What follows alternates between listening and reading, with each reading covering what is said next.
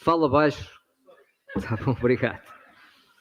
É atualmente é investigador também no Nordic Africa Institute em Uppsala. Bom, por favor.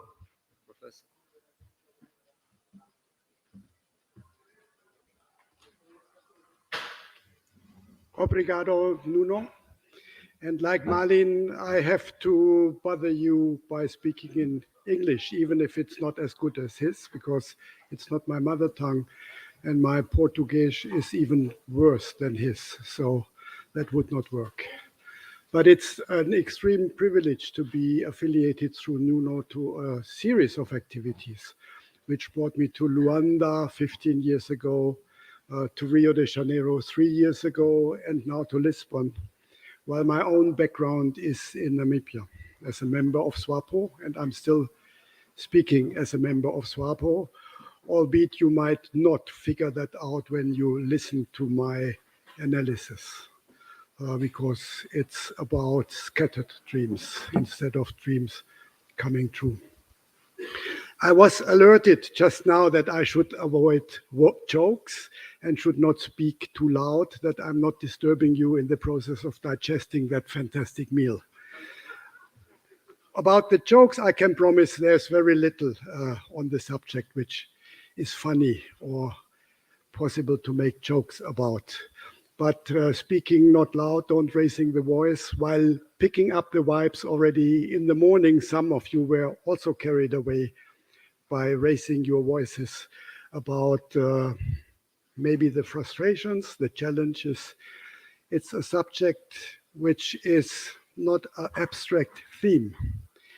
It touches us all, being involved in processes of what we thought would be liberation and true decolonization, which in my view at least, and I will spend the 25 minutes on that, has been disappointed.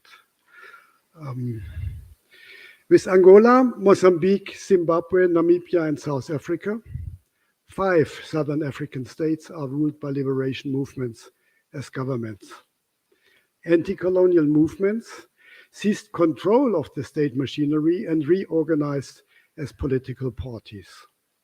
Their legitimacy was a result of the decolonization process. The heroic narratives of a patriotic history unfolding tend in all 5 cases to emphasize a liberation through the barrel of the gun. But the turning point for Angola and Mozambique rather was the Carnation Revolution of 25 April 1974. This might to some extent have been a result also of the colonial wars. It triggered not only the end of dictatorship, but also paved the way towards independence of the colonies.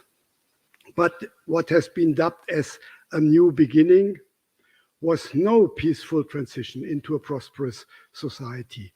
Marlin Nuit pointed eloquently out already this morning in his retrospective to that.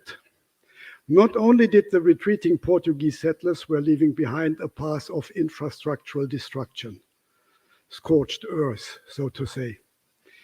In Angola, civil warlike battles between the governing MPLA and UNITA paralyzed any civil developments. Only the death of Savimbi in 2002 brought some relative peace, understood in the sense of absence of war, at least for most of the people. Similarly, with the creation of Renamo in Mozambique, as part of South Africa's regional destabilization strategy, Frelimo was for decades embroiled in armed domestic conflict. In both countries, there was no fertile ground to foster democracy and good governance. Remarkably so, both UNITA and Renamo since then reinvented themselves as parties, competing for political rule by mainly non-violent means. And the presentations this morning already alerted to the shifts in the political process and the inroads made by those parties. In Zimbabwe, Namibia, and South Africa, 3 cases which are closer to me in my own background, the legitimacy to govern by the liberation movements ZANU, SWAPO, and ANC was secured through general elections as the result of negotiated transfers of political power. However, in Zimbabwe, ZANU soon coerced through genocide-like massacres in Matabeleland with the help of North Korean elite units, the rival ZAPU into a union as ZANU-PF at the cost of more than 20,000 civilian lives. In South Africa, the end of formal apartheid minority rule was rocked by civil war-like military encounters between followers of the ANC and Inkatha. The violent heritage has left its marks and lives on. This is a sobering reminder that war shapes its people, as the German novelist Christa Wolf once put in her essay Cassandra. War shapes its people. Arthur Carlos Mauricia Pestana had seen this coming. In the early 1970s, he participated in the guerrilla war of the MPLA in the rainforest of Cabinda, the Mayombe. This is the title of his epic novel, published under his nom de guerre, Pepetela. In a revealing dialogue, the commander of the guerrilla unit, Sem Medo, explains to the political commissioner, Mundo Novo, and I quote, "We don't share the same ideals. You are the machine type, one of those who are going to set up the unique, all-powerful party in Angola. I am the type who could never belong to the machine. One day in Angola, there will be no longer any need for rigid machines, and that is my aim. What I want you to understand is that the revolution we are making is half the revolution I want. But it is the possible. I know my limits and the country's limits. My role is to contribute to this half revolution. I am, in your terminology, adventurist. I should like the discipline of war to be established in terms of men and not the political objective. My guerrillas are not a group of men deployed to destroy the enemy, but a gathering of different individual beings, each with his subjective reason to struggle and who, moreover, behave as such. I am happy when I see a young man decide to build himself a personality, even if politically that signifies individualism. I cannot manipulate men. I respect them too much as individuals. For that reason, I cannot belong to a machine." Written in the mid-1970s. The social transformation of Southern African societies, shaped by a settler colonial brand, can at best be characterized as a transition from controlled change to changed control. The result is a new political elite operating from commanding heights, legitimized as the sole agency of the people by selective narratives and memories related to the wars of liberation to establish an exclusive post-colonial entitlement. Post-colonial politics often show a blatant lack of democratic awareness and take forms of neo-patrimonial systems. A case study of Mozambique by Bratton and Orre suggested in 2001 that regular elections have not been accompanied by a steady institutionalization and Mozambicanization of democratic values, norms, and rules. A lack of democratic consolidation is also visible in all other Southern African countries. The unabated exploitation of Angola's oil wealth by a powerful oligarchy, excuse the flippant remark of speaking of an oligarchy instead of an oligarchy, within the MPLA, when the country's population remains among the most destitute in the world, is one of the biggest scandals on the continent. Elections in Angola were postponed time and again, using the delays to manufacture control over the electoral process to guarantee victory. In such circumstances, constitutionalism and the rule of law are absent from the political system. Instead, those in government and state take over civil society and turn the country into a corporate business.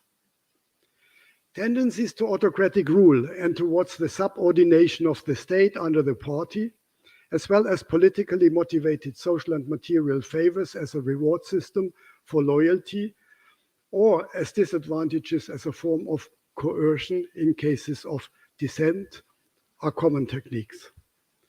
The political rulers penchant for self-enrichment with the help of a rent or sinecure capitalism goes hand in hand with the exercise of comprehensive controls to secure the continuance of their rule. Accordingly, the term national interest means solely what they say it means. Based on the ruler's self-perception, individuals and groups are allowed to participate in or are excluded from so-called nation building. The national interest justifies authoritarian practice. Any group that resists the power of the ruling elite is either anti-national or unpatriotic, if not accused of acting as a fifth column for regime change deployed by foreign Western imperialist interests. Such retention of power has little to do with democratic principles, but much with the commando structures that emerged during the liberation struggle. As the late South African political activist Rhoda Kadali observed in an interview, I quote, "Many of my former comrades have become loyal to a party rather than to principles of justice. Unfortunately, it is true that those who have been oppressed make the worst Democrats. There are recurring patterns in the behavior of liberation parties. When they come to power, they uphold the most undemocratic practices." End of the quote. Those in power are at best prepared to be accountable only to themselves. There's a lack of self-critical awareness and extremely limited willingness to accept divergent opinions, particularly if they are expressed in public. This drastically limits the capacity for reform in the interest of good governance. A culture of fear, intimidation, and silence inhibits the possibilities of durable renewal at the cost of the public good. And allow me an impromptu observation. I know that some of you here are civil society activists in your countries. I totally take my hat off. As I said to one of them in the break, it's one thing to have a big mouth as an old white man back in Namibia, where there is no risk involved, whatever I say. And I can say the very same things back home in Namibia. I know the risk you are taking is big. And I really take my hat off that you are willing to take that risk.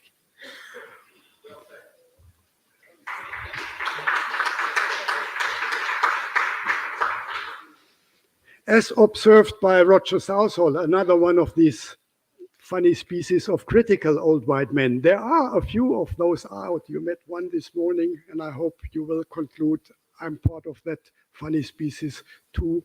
Not all old white men, I hope, are the same, even if they are rightly so measured against established perceptions. Most of them are indeed old white men. But as observed by Roger Southall, while liberation movements espoused ideologies prioritizing the capture of state power as the means to transform societies structurally skewed, they created inevitable tensions between the values of liberal democracy and transformation. The result was in line with the specific trajectory of each of the societies, a party state which was simultaneously a party machine, a vehicle for the upward mobility of party elites and for material accumulation justified ideologically by reference to the historical rightness of transformation. Such tendencies are not new. Witnessing the emergence of sovereign governments and their policies in West African states during the late 1950s, Frantz Fanon presented in 1961 a scathing criticism of the rule of liberators. In chapter 3 of his manifesto, The Wretched of the Earth, he characterized the performances as the pitfalls of national consciousness. For Fanon, the new state, instead of conveying a sense of security, trust, and stability, foists itself on the people, using mistreatment, intimidation, and harassment as domesticating tools. The party in power controls the masses to remind them constantly that the government expects from them obedience and discipline. In Southern Africa, the end of white minority rule was accompanied by the belief that the seizure of political power translates into the end of history, in the sense that governance under former liberation movements is predetermined once and for all. As from now on, there cannot exist any legitimate alternative, and changes in political control over the respective countries can only happen within those movements turned to parties. The militant resistance to overthrow white minority rule was combined with a promise for a better future. But the transfer of power and subsequent transformation was limited to handing over administration and governance to the erstwhile liberation movement. A new elite occupied the commanding heights of the state.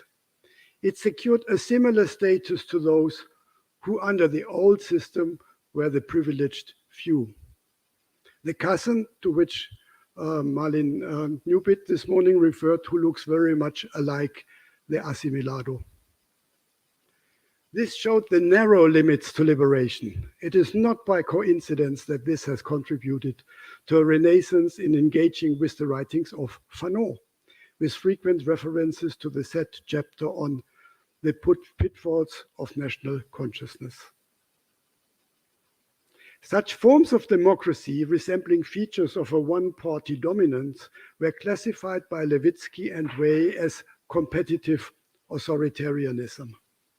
As they argue, parties whose origins lie in war, violent anti-colonial struggle, revolution, or counterinsurgency appear to be more durable. In Southern Africa, current populist discourses rely on heroic narratives to create continued identification with the past to legitimize the present. While governments need more than only a populist rhetoric, such appeals have been an integral part of post-settler colonial narratives in the region. This draws attention to a specific form of populism. Engagement with this phenomenon had in the past mainly focused on the context of established democracies, in which populists mobilize against an establishment and appeal to sentiments suspicious of those democrats in government, rallying against both the established structure of power and the dominant ideas and values of the society. This is more recently adjusted and modified with systems like the Trump administration or other systems established like the Orban government in Hungary and other examples. But until very recently, that was the general approach in the theories of populism. They were perceived as a form of attack on established systems. But this is not any longer characteristic for the kind of populism practiced now also by those in power. In Southern Africa, populism appeals to identification with the continued struggle against foreign domination, marketing oneself as the only true alternative and promise of a better future. It is a kind of retrospectively applied populism vis-à-vis a colonial dominance. This, in its narrative, justifies an ongoing struggle led by the former liberation movement as the sole legitimate authority to represent the people freed from the colonial oppression and fending off any domestic political opposition. But the times when leaders of the dominant parties could claim to be the alternatives to the establishment are gone. After all, they are the establishment. Under such governments, there is no level playing field. The equation that the party is the government and the government is the state has been firmly anchored in practices and mindsets. This does not mean that the voters have no choices. We have witnessed it this morning. They officially have. But making use of these choices is not necessarily reflected in the official election results, or not necessarily accommodated in the electoral system imposed. Angola, Mozambique, and Zimbabwe are the most obvious cases. In blatant dismissal of voters' choices, Zimbabwe's ZANU, as well as President Mugabe, remained in power 20 years ago based on sheer violence and fabricated results. Their closest allies in SADC, the four other liberation movements as governments, willingly and consciously accepted the fraud and closed eyes and ears concerning the systematic oppression and violence since the mid-1980s. But cohesion through coercion based on state terror is not sustainable nation building. After all, the former liberators are increasingly measured against the lack of delivery in governance, while the mystification of the struggle is fading away with the veterans. Demographically, the born-frees by now, even in the next elections in Namibia and South Africa, are a decisive number of voters. The younger generation's middle classes, initially beneficiaries in their social ascendancy due to their affinity to the new political and administrative structures, realize that their upward mobility has stagnated. With other political formations making inroads, the liberation gospel is not any longer good enough to remain in power. Moeletsi Beki, brother of Democratic South Africa's second president, ended his critical deliberations on the post-apartheid architects of poverty, the title of his book, with the conclusion that the emerging African elites are, with few exceptions, a parasitic class. They, I quote, have no sense of ownership of their country and are not interested in its development. They view the country primarily as a cash cow that enables them to live extravagantly, as they attempt to mimic the lifestyles of the colonialists. With the lack of ownership goes the pillaging of resources, neglect of the welfare of the people, corruption, capital flight, and ultimately brutality against dissenting voices. End of the quote. A speech by the former leader of the ANC Youth League, Julius Malema, now heading the Economic Freedom Fighters, which he held in April 2010 in Harare, confirms exactly that point. I quote, "We want the mines. They have been exploiting our minerals for a long time. Now it's our turn to also enjoy from these minerals. They are so bright, they are colorful. We refer to them as white people. Maybe their color came as a result of exploiting our minerals, and perhaps if some of us can get opportunities in these minerals, we can develop some nice color like them." That's no satire. Satire couldn't make that up. That's an original quote from Julius Malema. Such pseudo-radical populist rhetoric seeks to detract from the fact that nationalization of this kind is merely a disguise for the class interest by those in control over the state, with the intention to privatize the assets. As the South African Communist porticator Dominic Tweedy states, I quote again, Malema is a true demagogue. He claimed to be more communist than the communists, while wearing a 250,000 rand Breitling watch. He is talking of nationalizing the mines, but admits that what he really means is a public-private partnership as a socialism for the capitalists. We have a struggle against fascism in this country. The fascists we have to fear are young and black, very arrogant and very foolish. End of the quote. The social movement activist Pumlane Babofelo pointed out that when a new elite claiming to be in direct descent of the struggle aristocracy sings the songs of the past, still very much, as you certainly know, a cultural integral part of the culture, remembering the struggle days and singing the songs, that this, I quote, is not a reflection of how attached they are to the struggle, but an attempt to locate the struggle literally in the past. They want us to believe that the struggle is over, that all we have is remnants of the old order against whom our anger should be vented.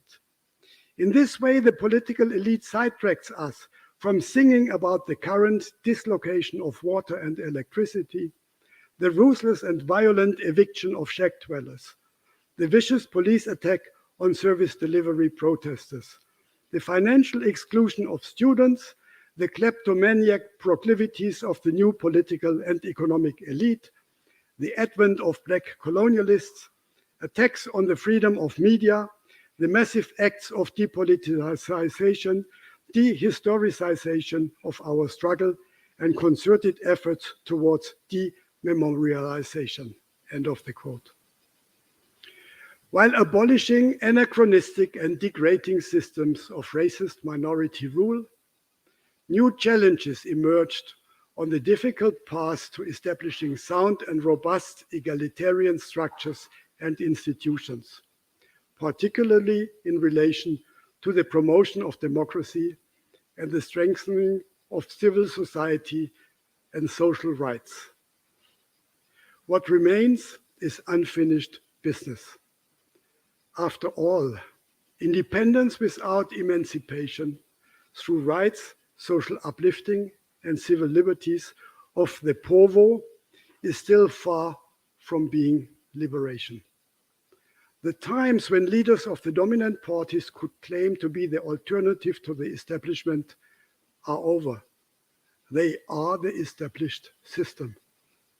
Their appeals to populist reminiscences of a bygone era of the struggle days sound increasingly hollow. Being escorted in the latest models of European limousines by motor cavalcades and flying in presidential jets to wine and dine with other leaders in the world are a mismatch with the liberation gospel. A luta continua has been translated into the looting continues.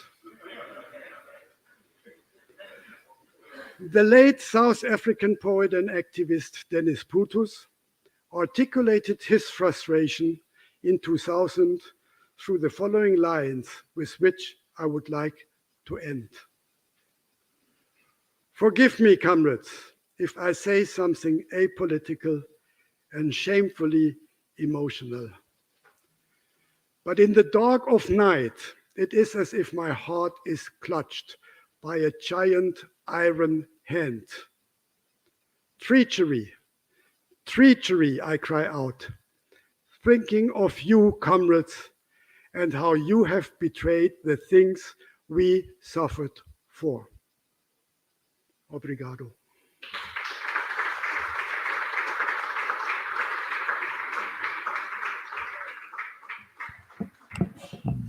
Thank you so much, Professor Henning. Vou então chamar o próximo painel, por favor. favor. Então,